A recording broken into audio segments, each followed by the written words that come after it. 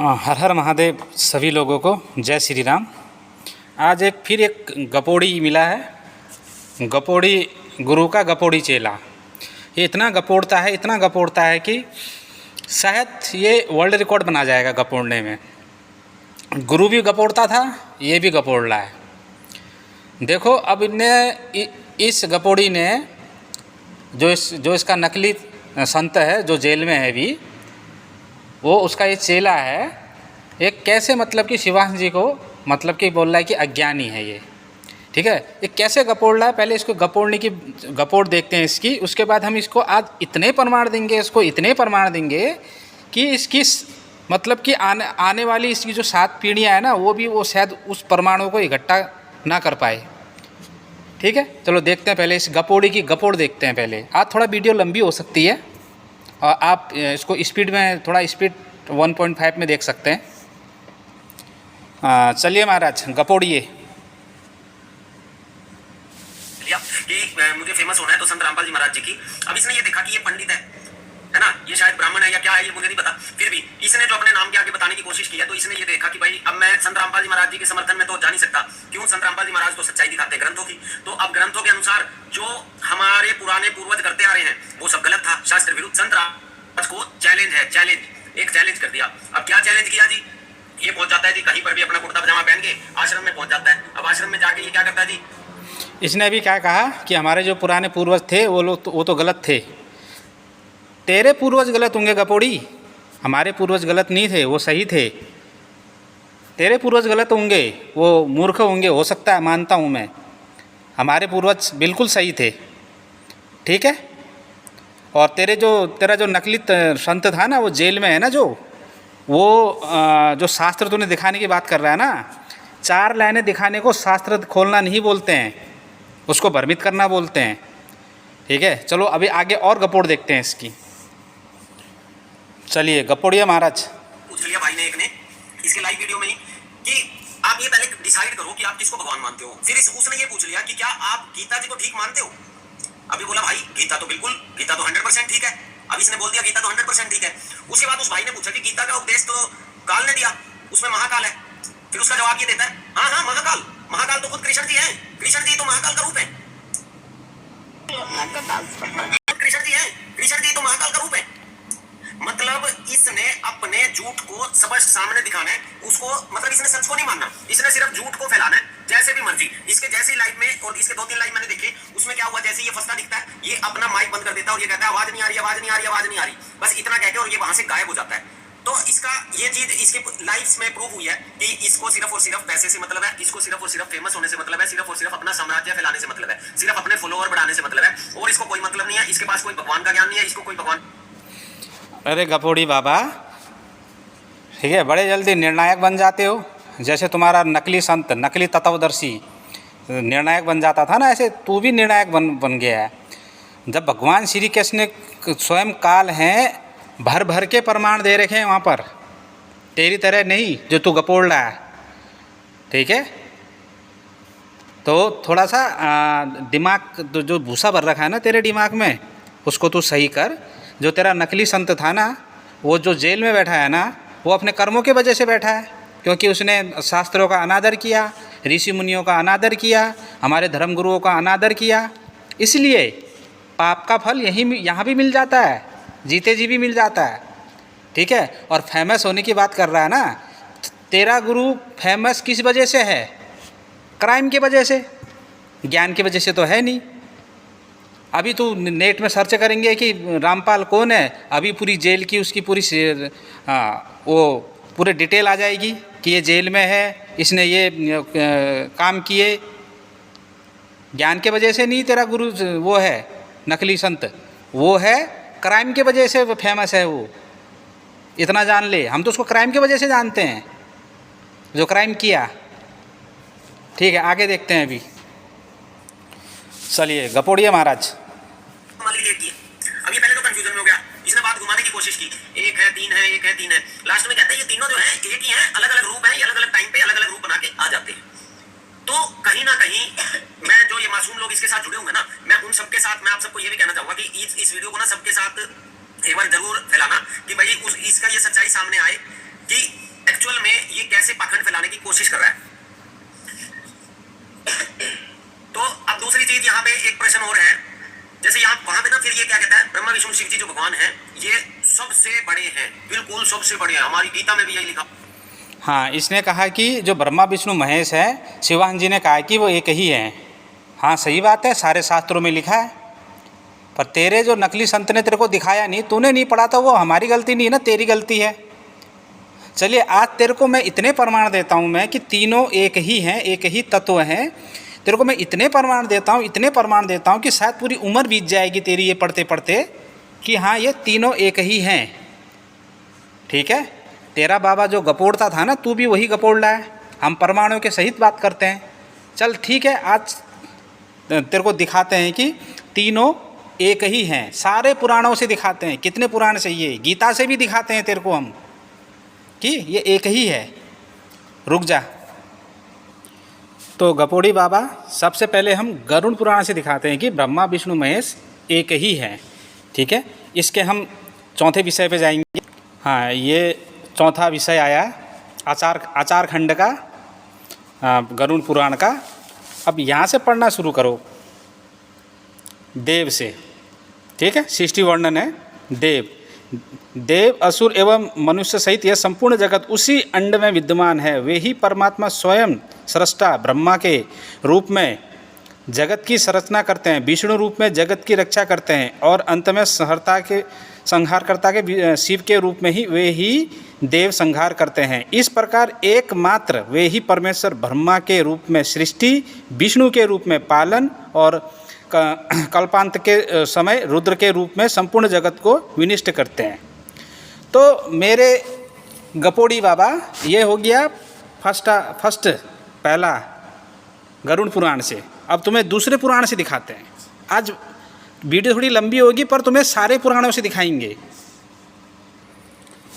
हाँ मेरे गपोड़ी बाबा, दूसरा श्री विष्णु पुराण, इसमें भी देखते हैं। ठीक है, हाँ, विष्णु पुराण का दूसरा अध्याय 24 तत्वों के विचार के साथ जगत के उत्पत्ति क्रम का वर्णन और विष्णु की महिमा। अब यहाँ पर देखो क्या, जो ब्रह्मा विष्णु और शंकर रूप से जगत की उत्पत्ति, स्थिति और संहार के कारण हैं तथा अपने भक्तों को संसार सागर से तारने वाले हैं, उन विकार रहित शुद्ध अविनाशी परमात्मा सर्वदा एक रस सर्वविजयी भगवान वासुदेव विष्णु को नमस्कार है, जो एक होकर भी नाना रूप वाले हैं। दूसरा मिल गया। ठीक है, दूसरा मिल गया कि तीनों एक ही हैं, एक ही रूप हैं। तो गपोड़ी बाबा ये हो गया दूसरा। अब तीसरा, तो गपोड़ी बाबा ये अब आया पद्म पुराण। ये सब गीता प्रेस गोरखपुर से प्रकाशित है। ये कहीं इधर उधर की नहीं दिखा रहा हूँ। तो इसके दूसरे अध्याय में चलते हैं। ठीक है, ये पढ़ लीजिए। भीष्म और पुलस्त्य का संवाद, सृष्टि क्रम का वर्णन तथा भगवान विष्णु की महिमा। ठीक है, चलते हैं हम इसके नीचे। ठीक है, भगवान विष्णु स्वयं ही ब्रह्मा होकर संसार की सृष्टि में प्रवृत्त होते हैं तथा जब तक कल्प की स्थिति बनी रहती है तब तक वे युग युग में अवतार धारण करके समूची सृष्टि की रक्षा करते हैं। वे विष्णु सत्वगुण धारण किए रहते हैं गुण। उनसे पराक्रमी की कोई सीमा नहीं है। राजेंद्र, जब कल्प का अंत होता है तब वे ही अपना तम प्रधान रौद्र रूप प्रकट करते हैं और अत्यंत भयानक आकार धारण करके संपूर्ण प्राणियों का संहार करते हैं। इस प्रकार सब भूतों का नाश करके संहार के एक वर्ण के जल में निमग्न करके सर्वधारी भगवान स्वयं शेषनाग की शैया पर शयन करते हैं। फिर जागने पर ब्रह्मा का रूप धारण करके वे नए सिरे से संसार की सृष्टि करने लगते हैं। तो एक ही रूप तीनों रूपों में विभक्त हो रहा है। पढ़ लेना मूर्खों। ठीक है, ये हो गया तीसरा प्रूफ। गपोड़ी बाबा चौथा ब्रह्मा पुराण गोरखपुर से ये सारे। ठीक है, ये इधर उधर से नहीं, गोरखपुर से ही। इसके हम चलेंगे सृष्टि खंड में, ठीक है, सृष्टि रचना में ये प्रथम अध्याय है, ठीक है। यह है निवरासरण में सूत जी का आगमन, पुराण का आरंभ तथा सृष्टि का वर्णन। अब देखते हैं यहाँ पर, ठीक है, क्या कह रहे हैं, ठीक है। जो निर्विकार, शुद्ध, नित्य परमात्मा सदा एक रूप और सर्वविजयी है, उन भगवान विष्णु को नमस्कार है जो ब्रह्मा विष्णु और शिव रूप में जगत की उत्पत्ति, पालन तथा संहार करते हैं, तथा जो भक्तों के संसार सागर से तारने वाले, उन भगवान को प्रणाम है जो एक होकर भी अनेक रूप धारण करते हैं, स्थूल और सूक्ष्म सब जिनके ही स्वरूप हैं, जो अव्यक्त कारण और व्यक्त कार्य रूप तथा मोक्ष हेतु, मोक्ष भी देते हैं, मोक्ष हेतु हैं, उन भगवान विष्णु को नमस्कार है जो जगत की उत्पत्ति, पालन और संहार करने वाले हैं। तो गपोड़ी बाबा ये हो गया चौथा रेफरेंस, चौथा प्रमाण हो गया। अब दिखाते हैं पांचवें प्रमाण, दिखाते हैं तुम्हें पांचवें पुराण से। अब ये आया गपोड़ी बाबा, नारद पुराण गोरखपुर से ही प्रकाशित है, इसको भी देखते हैं। ये नारद पुराण का दूसरा अध्याय है, सृष्टि क्रम का संक्षिप्त वर्णन, ठीक है। अभी हम देखते हैं नीचे, वीडियो लंबी हो जाएगी, तभी जो इस गपोड़ी बाबा को जो दिखाना वही दिखा रहा हूँ मैं। यहाँ से पढ़ते हैं परमानंद स्वरूप। परमानंद स्वरूप परमात्मा सब प्रकार की उपाधियों से रहित है, एकमात्र ज्ञान योग के द्वारा उनको तत्व का बोध होता है। वे सबसे परे हैं, सत्य, चित्त और आनंद ही उनका स्वरूप है। वे ही स्वयं प्रकाशमय परमात्मा नित्य शुद्ध स्वरूप हैं, तथापि तत्व आदि गुणों से भेद तीन स्वरूप धारण करते हैं। किनते, कौन से तीन स्वरूप, वो कौन से हैं? उनके ही ये तीनों स्वरूप जगत की सृष्टि, पालन और संहार के कारण होते हैं। मुने, जिस स्वरूप से भगवान इस जगत की सृष्टि करते हैं उसी का नाम क्या है? ब्रह्मा है। ये ब्रह्मा जी जिनके नाभि कमल से उत्पन्न हुए हैं, वे ही आनंद स्वरूप परमात्मा विष्णु इस जगत का पालन करते हैं। उनसे बढ़कर दूसरा कोई नहीं है। वे संपूर्ण जगत के अंतर्यामी, वे संपूर्ण जगत के अंतर्यामी आत्मा है। समस्त संसार में वे ही व्याप्त हो रहे हैं, सबके साक्षी तथा निरंजन है। वे ही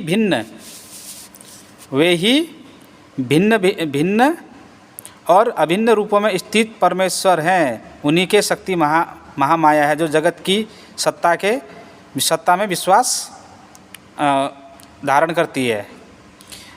विश्व की उत्पत्ति के आदि कारण होने से विद्वान पुरुष उसे प्रकृति भी कहते हैं। किसको? विष्णु को प्रकृति भी कहते हैं। पढ़ लीजिए। तो मेरे गपोड़ी बाबा, ये हो गया पांचवा रेफरेंस। अब आगे का रेफरेंस दिखाते हैं। ये मार्कंडेय पुराण, गपोड़ी बाबा मार्कंडेय पुराण गीता प्रेस गोरखपुर से ही है। इसके हम चलेंगे 25वें अध्याय में, ठीक है। 25वें अध्याय में क्या है? एक ही परमात्मा के विभिन्न रूप, ब्रह्मा जी की आयु आदि का मान तथा सृष्टि का संक्षिप्त वर्णन। चलिए चलते हैं। तो ये है एक ही परमात्मा के विभिन्न रूप, ब्रह्मा जी की आयु आदि का मान तथा सृष्टि का वर्णन। तो अब यहाँ पर हम पढ़ते हैं मार्कंडेय जी क्या कह रहे हैं। यह संपूर्ण जगत प्रकृति में लीन होता है। उस समय स्थिति विद्वान पुरुष प्राकृत प्रलय करते हैं, जब अव्यक्त प्रकृति अपने स्वरूप को गुणों के समावस्था में स्थित होती है तथा महत्ववादी संपूर्ण विकारों से उपसंहार हो जाता है। उस समय प्रकृति और पुरुष समान धर्मा निष्क्रिय निर्विकार होकर रहते हैं। उस समय सत्व और तम समान रूप से और परस्पर ओतप्रोत रहते हैं तथा जैसे तिल में तेल और दूध में घी रहता है, उसी प्रकार तमोगुण, सतोगुण, रजोगुण घुला मिला रहता है। जब परमेश्वर की योग दृष्टि से प्रकृति में क्षोभ होता है तथा महान अंड के भीतर ब्रह्मा जी का प्रकट होते हैं। यह बात तुम्हें बताई जा चुकी है। यद्यपि ब्रह्मा जी संपूर्ण जगत की उत्पत्ति के स्थान और निर्गुण तथा भी रजोगुण का उपभोग करते हुए सृष्टि में प्रवृत्त होते हैं और ब्रह्मा के कर्तव्य का पालन करते हैं। फिर परमेश्वर सत्वगुण के उत्कृष्ट से युक्त हो श्री विष्णु का स्वरूप धारण करके धर्मपूर्वक प्रजा का पालन करते हैं। पालन करते हैं। तो फिर तमोगुणी की अधिकारता से युक्त होकर रुद्र रूप धारण करके संपूर्ण जगत का संहार करते हैं और निश्चय ही सोते हैं। इस प्रकार सृष्टि, पालन और संहार इन तीनों कालों में 3 गुणों से युक्त होकर वे ही परमेश्वर वास्तव में निर्गुण हैं। जैसे खेतिहर पहले से बीज को, ये बाद में की चीज़ें, इसको छोड़िए। तो ये 3 क्या करने वाला ये 3 नाम धारण करता है। तो एक ही परमेश्वर, इस प्रकार एक ही परमेश्वर भिन्न भिन्न कार्यों के अनुसार ब्रह्मा विष्णु तथा रुद्र रूप से सृष्टि का क्या करता है? ब्रह्मा विष्णु तथा रुद्र नाम धारण करते हैं। ठीक है, तो मेरे गपोड़ी बाबा, ये हो गया छठा रेफरेंस। तो गपोड़ी बाबा ये आया कूर्म पुराण। ठीक है, इसमें अध्याय 2 के श्लोक संख्या 87 से आगे का पढ़ते हैं। ठीक है, यह अध्याय 2 का, ठीक है, 88 से पढ़ लेते हैं, श्लोक संख्या 88 से। कूर्म पुराण का अध्याय 2 का 88वां श्लोक। इस प्रकार भगवान ब्रह्मा सृष्टि के कार्य में नियुक्त हैं। मैं इस सृष्टि का पालन पोषण करता हूँ और शूलधारी भगवान शंकर इसका संहार करेंगे। ये 3 हो गए, ब्रह्मा विष्णु महेश।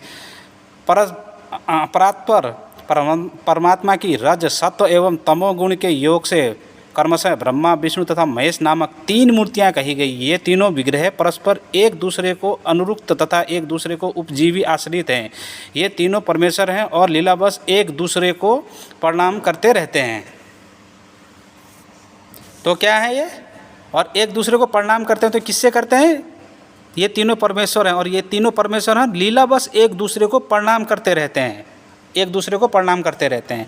देखो, अतः ब्रह्मा, महादेव एवं प्रातर विश्वेश्वर भगवान विष्णु, ये तीनों ही पृथक पृथक कार्य की दृष्टि से एक ही प्रभु के 3 मूर्तियां कही गई है।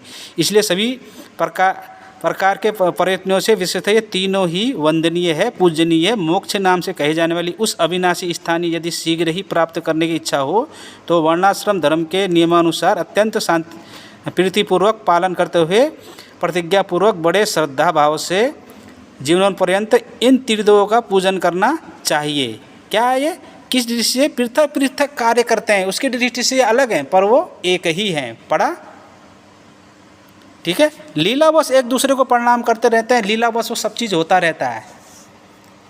ये हो गया 7वां। ये जिसको तुम सीने से लगाए रखते हो, श्रीमद् देवी भागवत महापुराण। पाखंडियों, अभी इसमें भी दिखाते हैं तुमको कि ब्रह्मा विष्णु महेश तीनों एक ही हैं, एक ही रूप हैं। तो इसके हम चलेंगे स्कंद 3 के अध्याय 6 के श्लोक संख्या 50 से पढ़ेंगे, देवी जी क्या कह रही हैं। ठीक है, तो गपोड़ी बाबा, ये 3रा स्कंद है, अध्याय 6 देवी भागवत पुराण का। ठीक है, तो वो जो क्वेश्चन पूछे थे ना, जो तुम बोल रहे थे ना कि ब्रह्मा जी ने कहा कि क्या मैं तुम्हारी संतान नहीं हुआ है, विष्णु जी ने कहा कि मैं तुम्हें से ही उत्पन्न हुआ हूँ, तो क्या मैं तुम्हारा बालक नहीं हुआ। ये क्वेश्चन थे उनके, ये देवी जी से सवाल थे, लीलापूर्वक सवाल थे। हाँ, ये सब लीला में होता है ये। ठीक है, जो भगवान की जो माया लीला होती है ना, कार्य होते हैं वो लीला रूप से ही होते हैं। वो हम इंसानों की तरह नहीं, क्योंकि भगवान है ना, वो ईश्वर हैं। तो उनका अब जवाब देते हुए देवी जी बोल रहे हैं यहाँ से। ठीक, देवी जी बोल रहे हैं। तो इसके हम चलेंगे 50-52 श्लोक में। चलिए, क्या लिखा है 52वें श्लोक से? मैंने देवताओं के जीविका के लिए यज्ञों की रचना की है। आप तीनों विरोधाभाव से रहित होकर व्यवहार कीजिए। आप विष्णु, ब्रह्मा, शिव तथा ये सभी देवता मेरे ही प्रभाव से पार्दभूत हुए हैं, मतलब कि मेरे ही रूप हैं, मेरे से ही प्रकट हुए हैं। अतएव निसंदेह आप लोग सभी प्राणियों के मान्य एवं पूज्य होंगे। जो अज्ञानी मनुष्य इसमें भेदभाव करेंगे वे इस वेद के कारण नरक में पड़ेंगे, इसमें संदेह नहीं है। रामपाल के चेले तो उसे नरक में जाने वाले हैं। जो विष्णु हैं, ये मुख्य देखो, जो विष्णु हैं वे ही साक्षात शिव हैं और जो शिव हैं वही स्वयं विष्णु हैं। इन दोनों में भेद रखने वाला मनुष्य नरकगामी होता है। ठीक कहा, एक तो नरक भोग ही रहा है जीते जी। ब्रह्मा जी के संबंध में भी ऐसा ही जानिए, इसमें कोई संदेह नहीं है। गुणों के कारण इनमें जो भेद है उन्हें मैं आपको बता रही हूँ, आप सुनिए। गुणों के कारण भेद है, जो इनमें गुण हैं, गुण प्रधान है, उनके कारण भेद है। वस्तुतः ये एक ही है, जो विष्णु है वही साक्षात शिव हैं। पढ़ लीजिए 55वां श्लोक, 56वां श्लोक। ये हो गया 8वां प्रमाण, 8वें पुराण से प्रमाण। अब आगे और प्रमाण देते हैं, रुको। ये 9वां गपोड़ी बाबा, ये 9वां पुराण खोल दिया मैंने। कौन सा है? श्री शिव महापुराण। इसके रुद्र संहिता के 9वें अध्याय के श्लोक संख्या 27, 28, 29 में चलेंगे हम।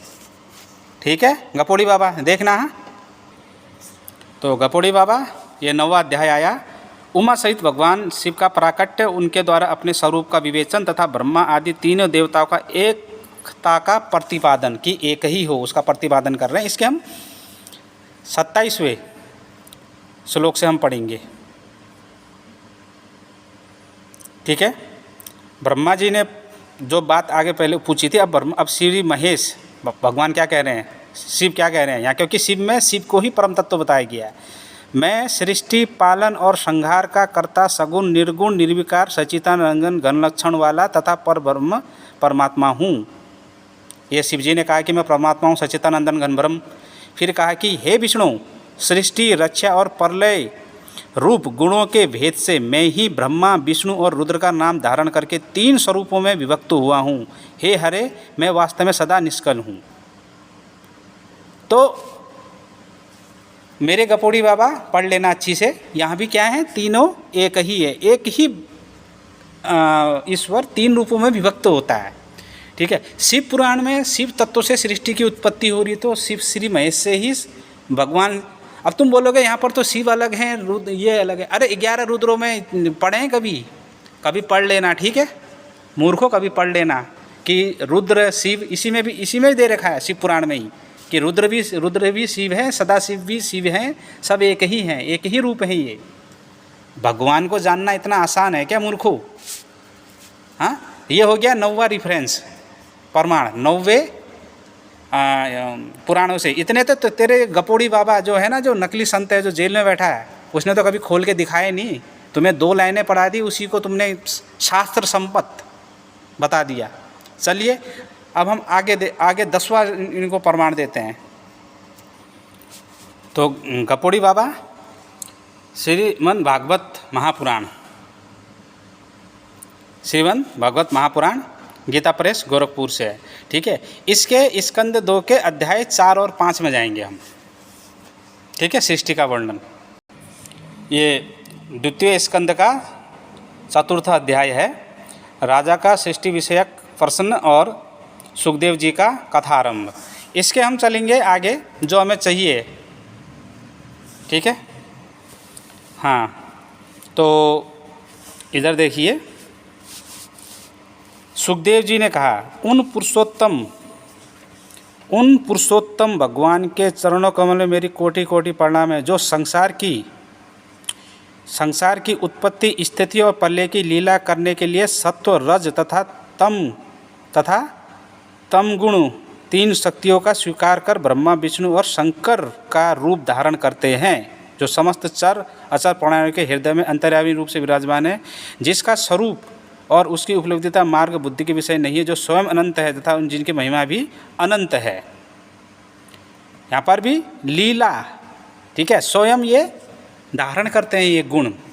तो यहाँ पर क्या है, क्या लिखा है कि लीला करने के लिए सद्गुण, सत, रज तथा तमोगुण स्वरूप से 3 शक्तियों को स्वीकार कर ब्रह्मा विष्णु और शंकर का रूप धारण करते हैं। यहाँ श्री हरि की बात हो रही है, यहाँ भगवान श्री कृष्ण से सारी उत्पत्ति हो रही है, श्री हरि से। तो ये हो गया 10वां रिफरेंस। अब लास्ट में एक गीता का भी दे देते हैं, वैसे बहुत जगह है, वीडियो लंबी हो जाएगी इसलिए मैं थोड़ा छोटी कर रहा हूँ। अभी तुमको हम गीता से भी दिखाते हैं। तो ये है श्रीमद् भगवत गीता, गीता प्रेस गोरखपुर से प्रकाशित है। ठीक है, इसके हम चलेंगे 10वें अध्याय में। भगवान की जो विभूतियाँ हैं, अवतार वो हैं, स्वरूप हैं, उनकी तरफ चलेंगे। तो ये 10वां अध्याय है। यहाँ पर अर्जुन कह रहे हैं, अर्जुन 16वां श्लोक में, इसलिए जिन विभूतियों से आप इन संपूर्ण विभूतियाँ अर्थ के रूपों से लोकों को व्याप्त करके स्थित हैं, उन सभी अपने दिव्य विभूतियों को संपूर्णता से वर्णन करने में आप ही समर्थ हैं। अब 17वें श्लोक में बोला, हे योगी निरंतर सांगोम पांग चिंतन करता हुआ, मतलब कि आपको किन किन चिंतन करता हुआ मैं आपको कैसे जानूं, और हे भगवान किन किन भावों में आप मेरे द्वारा चिंतन किए जा सकते हैं, अर्थात किन किन भावों में आपका मैं चिंतन करूं। तो यहाँ पर पूछा, अर्जुन पूछ रहे हैं, और हे जनार्दन आप अपने योग सामर्थ्य को और अपनी और विभूतियों को विस्तार से फिर कहिए, क्योंकि आपके अमृतमय वचन सुनते सुनते मेरी तृप्ति नहीं हो रही है। तो यहाँ पर भगवान श्री कृष्ण यहाँ पर अर्जुन ने पूछा कि आपकी विभूतियाँ, आपके रूप कौन कौन से हैं, मुझे बतलाइए, आप किस किस रूप में मैं आपका चिंतन करूं। तो भगवान फिर 21वें श्लोक में बोल रहे हैं, देखिए, हाँ क्या बोला, मैं अदिति के पुत्रों में विष्णु, वामन और प्रकाशमान वस्तुओं में किरणों वाला सूर्य हूँ। मैं ही मस्तकों का तेज और नक्षत्रों का अधिपति चंद्रमा भी मैं ही हूँ। तो यहाँ पर आ गया विष्णु जी, विष्णु भी मैं ही हूँ। यहाँ पर कौन है? श्री हरि बोल रहे हैं, भगवान श्री कृष्ण बोल रहे हैं कि मैं ही विष्णु हूँ। अभी आगे देखते हैं 23वां श्लोक इसी का 10 का, रुद्रों में शंकर और यक्ष राक्षसों में कुबेर मैं ही हूँ। वसुओं में पवित्र करने वाली अग्नि भी मैं ही हूँ, अग्नि, और शिखर में पर्वतों में सुमेरु मैं ही हूँ। तो मेरे गपोड़ी बाबाओ, कभी तुमने शास्त्र खोल के देखे नहीं? 2 लाइनें तुमने गीता की पढ़ी, 2 लाइनें तुमने देवी भागवत की पढ़ी, 2 लाइनें तुमने पढ़ी कहाँ की? शिव पुराण की, और ज्ञानी बन गए। जो तुम्हारा नकली संत है ना, जो जेल में बैठा है, उसको लगता है कि 2 लाइनें पढ़ने से तत्वदर्शी बन जाते हैं।